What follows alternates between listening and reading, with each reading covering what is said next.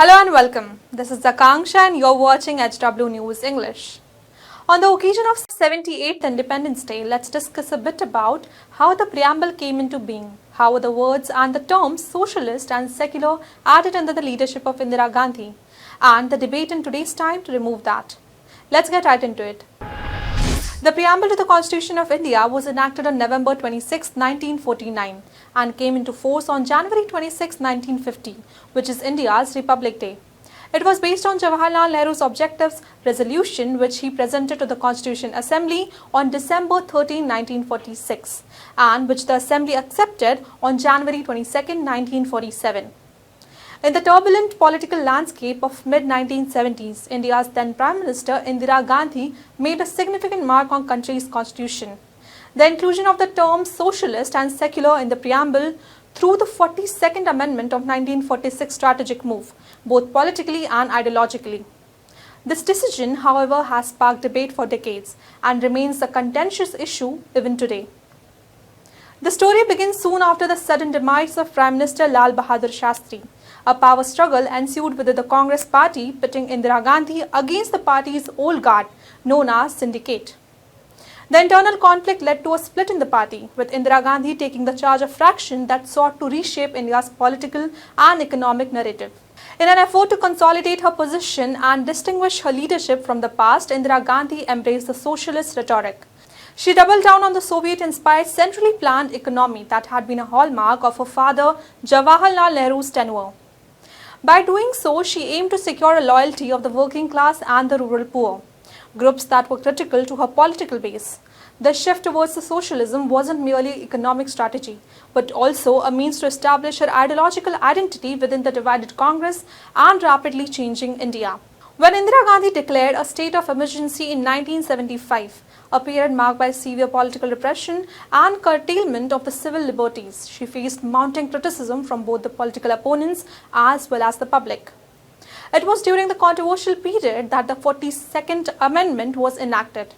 The amendment, often referred to as the mini-constitution, due to its extensive scope, sought to cement her government's ideological commitments by inserting the words socialist and secular into the preamble of the Indian Constitution. The rationale behind this move was twofold.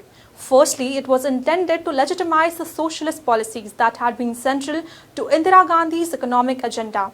Secondly, the addition of the secular was seen as the way to appeal India's diverse religious communities, particularly the minorities, by underscoring the state's neutrality in the matters of religion.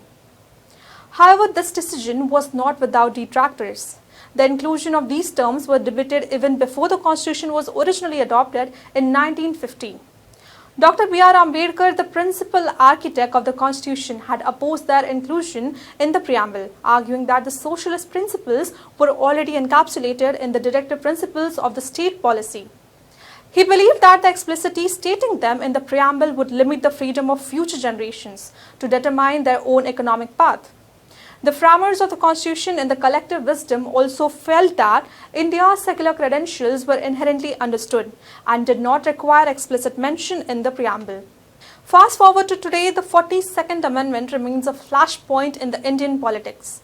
On September 19, 2023, a new controversy erupted when the copies of Constitution distributed to the members of Parliament at the inauguration of the new Parliament building did not include the words socialist and secular in the preamble.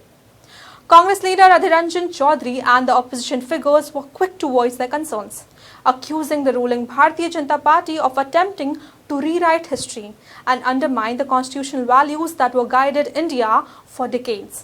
The BJP, however, defended the move, stating that the distributed copies reflected the original preamble as adopted in 1949, before the 42nd Amendment.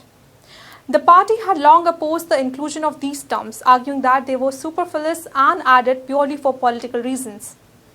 This view was echoed by BJP MP Rakesh Sinha, who in 2020 proposed removing the term socialism from the preamble, arguing that it imposes specific ideological viewpoint on the future generations.